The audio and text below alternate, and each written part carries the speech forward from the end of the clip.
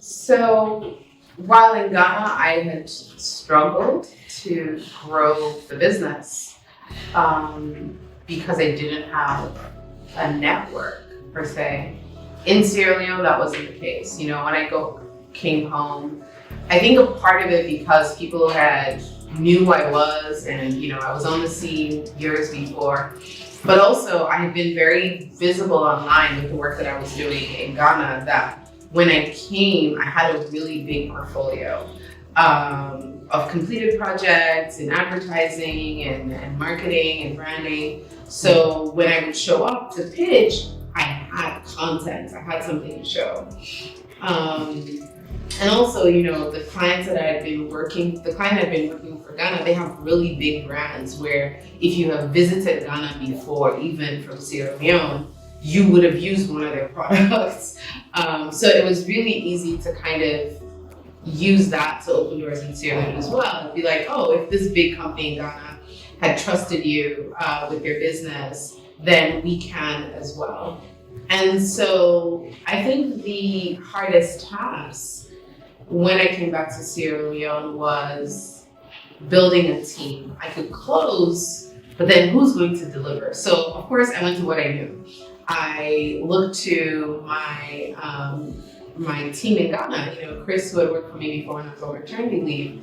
I asked him if he'd be interested in coming to work in Sierra Leone for a year to help me build my company here, and he said yes. So he did come, and so while I was still in Ghana, he was living here, running operations for me. But we both struggled trying to find the right people locally to support the work that we were doing, because again, marketing, while there's a lot of marketing companies, marketing skills aren't necessarily available. And the way that we've been used to working also is kind of new and novel, because we don't have as many big brands in Sierra Leone who are doing big, well, at the time, things might have changed a little bit now. But back in 2016, 2017, the only players in the market in Sierra Leone literally were the phone companies and the banks. This was before Mega Cola is the big thing that it is today, or even Sierra Juice is the big thing that it is today. So consumer brands really weren't that big. So we struggled to find people who had those skills. But I went back to what I knew, which is to look for attitude, to look for a willingness to learn. And we started slowly building a team. Again, retention was low because, as you know, with me, I have learned if they get on the bus, they're not the right people. You get them off the bus really quickly. So I hired people and also let people go really fast once we noticed they really couldn't deliver for us and for our clients. So in 2018, I decided to go back to my daytime job, or my other job, which is to take the Big Remote Show back on the road. It's what I had done in Sierra Leone for 4 years between 2008 and 2011 when I left to go to graduate school. And I'd always meant to come back to it. So now that I was back in Sierra Leone doing work for clients, I felt like this was also a great time to bring the show back, which I did. And it also let me know that if I was gonna grow in Sierra Leone, I couldn't build a team in absentia. That I needed to come to Sierra Leone and not just find people, but stay. Chris had gone back to Ghana, and so it was just the team of people that I had locally, trying to manage them remotely from Ghana and coming on trips back and forth. So I took the promotion on the road, and then I also was looking for people, talent. But then I also got this idea that if I can't find people to hire, maybe I should start training. And one of the things that I had never been able to find in Sierra Leone were content producers for my Speak Sell blog, which I've been running for over a decade. So I decided, let me train people how to blog. Maybe out of training them how to blog, I will find people that I need to hire. So I started hosting free like digital skills masterclasses with a focus on like blogging and like digital storytelling.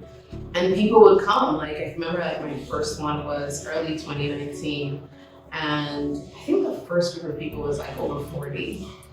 And so I kept doing that. And in the first couple sessions, you know, there were always one or two people who stayed back who said, "Oh, Vicky, you know, I really care about this thing, I'm very passionate about this thing, I want to learn some more."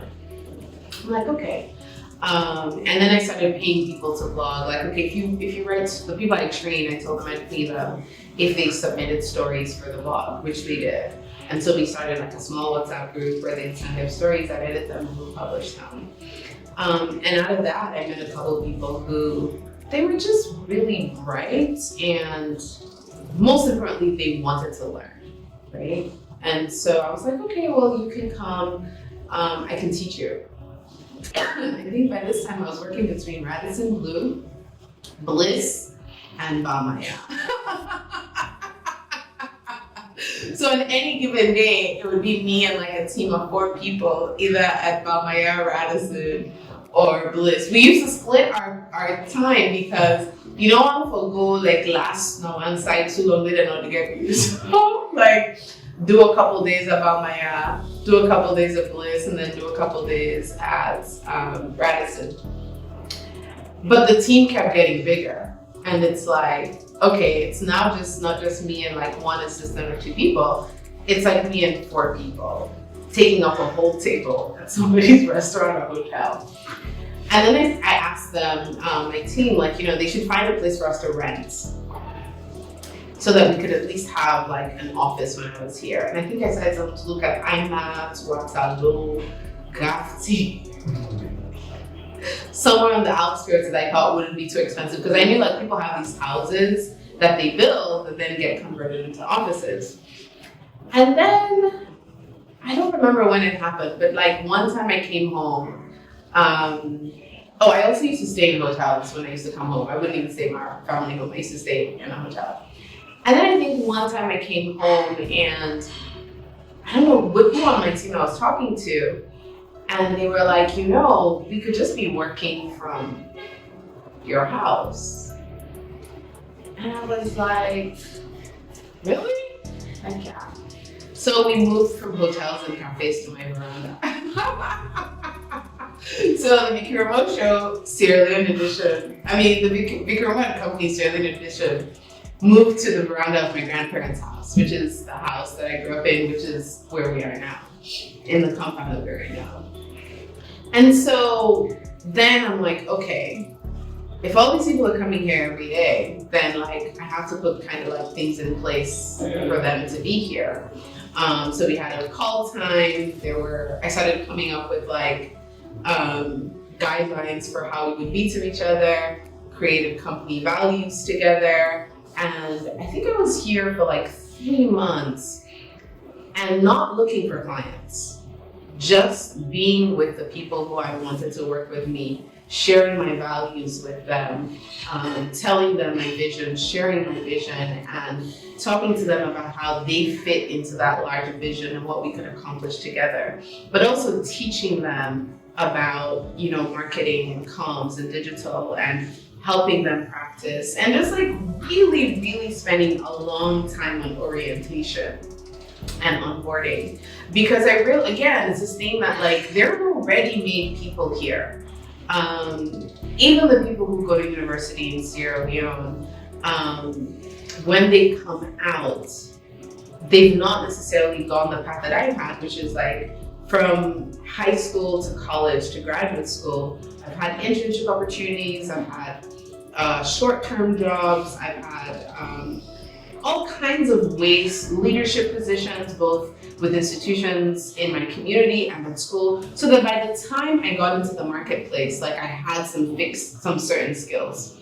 Most people who you're gonna hire in Sierra Leone, regardless of their age, probably have not had the same kind of formation. So I realized that like, if I want people to work the way that I want to work, I need to take the time to train them.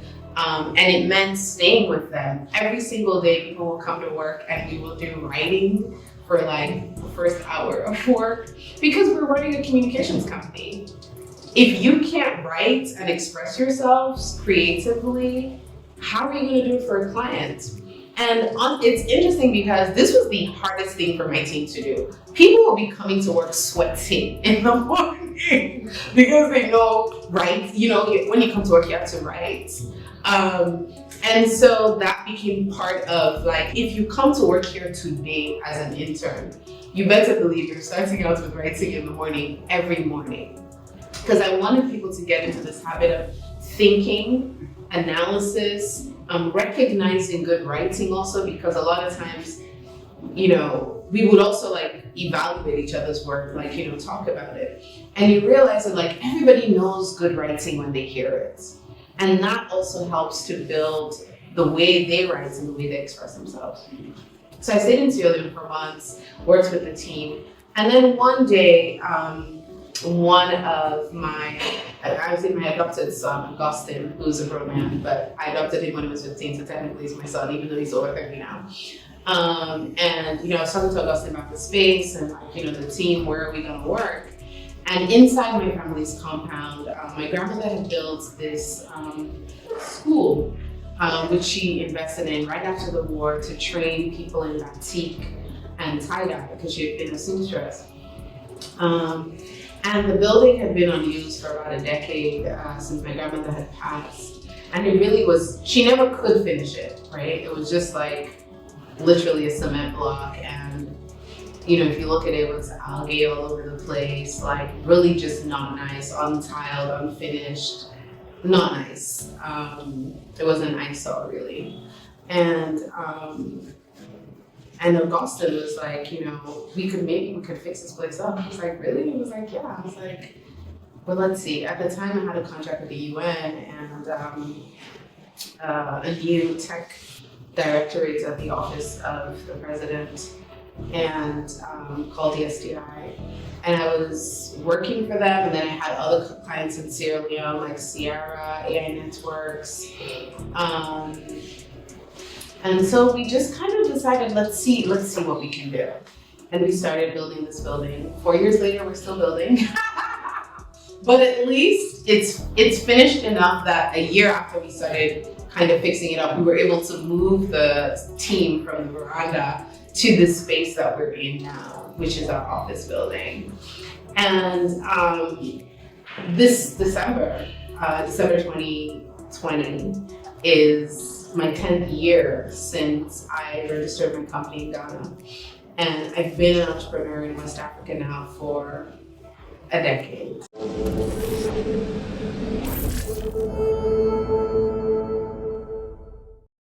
As I reflect on that time, I definitely feel like the one thing that has kept me going is my kind of refusal to let anything that looks too big intimidate me, or to allow the fact that I may not have this or have the connections. Like, I just didn't let anything stop me, really. I mean, people are gonna tell you their perspective, like what they think or what they believe, and I'd be like, I'd listen, but then I'd still go and try, because it's what I know. Like, I've never been afraid to like try, because my thing is always, what are they gonna say? They might just say no.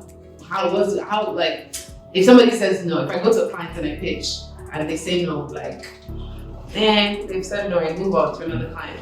And also just showing up. Sometimes it was always just like, you know, showing up and saying what I wanted, how I wanted to work, and being clear, and having integrity, you know, because being a consultant in West Africa as a young woman, there's so many different ways that you can work. And without going too much into that, just that like, this is a very transactional space. And as a woman, a lot of doors are open to you. Lots of doors are open to you in many different places. And it's very easy for you to get distracted by an offer of transaction, because people who have power, they know what you want, so they can use it as a carrot and dangle it in front of your face. But I've always really believed that even if the road is longer or the path is windy, that I know that I will get there. I'm going to walk. It's okay. Keep your carrots, please. Let me do it. And I also value the learning that happens from doing. That if somebody gives me a carrot or a shortcut, that while I might get to the place, I'm not going to know the road. I'm not going to know the way. So that whenever something does happen, that thing that's been given to me is taken away, how do I find my way back there if I haven't learned how to do it? So with everything, whether it was getting that first deal with Printex in Ghana and running marketing for them for 5 years, it was that, yeah, lots of things were new to me, but I totally just kind of, I kept doing and I kept showing up.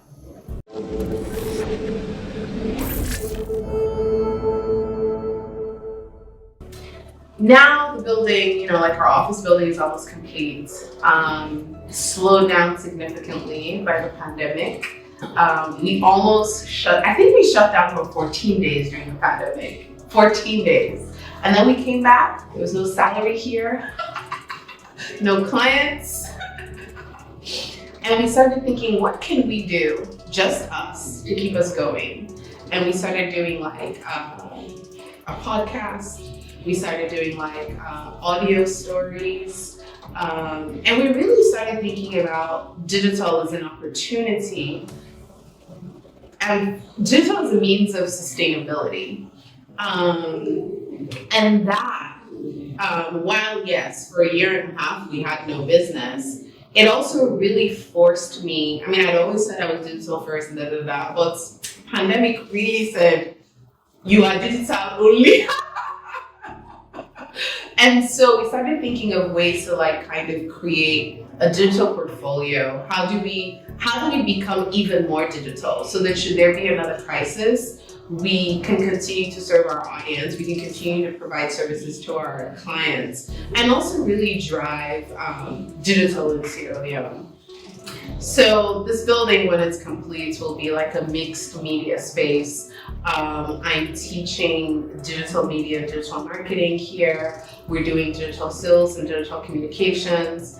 We're doing lots more multimedia production, and our ultimate goal for 2023 is to actually launch several video casts, right? So people are going to be coming into our office and our studio, and we're going to be producing different kinds of content for different kinds of demographics. So we'll do like a video cast on a sports show, something for women, something about entertainment and trends, and all of that again is about this idea of like really embracing digital in a country where it's still very much analog, but understanding that like the future is actually very close.